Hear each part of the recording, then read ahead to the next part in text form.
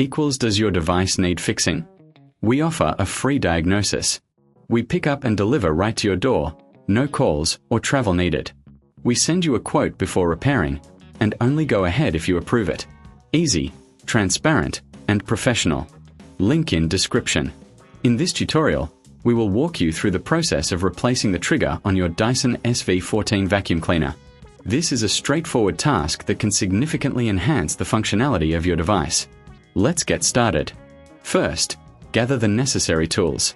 You will need a Phillips head screwdriver, a flathead screwdriver, and a pair of tweezers. Make sure you have a clean workspace to avoid losing any small parts. Begin by ensuring your vacuum is turned off and unplugged. Safety is paramount. Next, locate the screws on the back of the handle. Using your Phillips head screwdriver, carefully remove these screws. Keep them in a safe place as you will need them later. Once the screws are removed, gently pull the handle apart. Be cautious as there are small components inside that may fall out. If you notice any debris or dust, now is a great time to clean the internal parts of the handle. A clean vacuum performs better. Next, locate the trigger mechanism. You will see a small pin that holds the trigger in place. Using your flathead screwdriver, gently pry this pin out. If you find this step challenging, remember we offer professional diagnosis without obligation, so don't hesitate to reach out for assistance. After removing the pin, take out the old trigger. Compare it with your new trigger to ensure they match. If everything looks good, insert the new trigger into the handle. Make sure it fits snugly.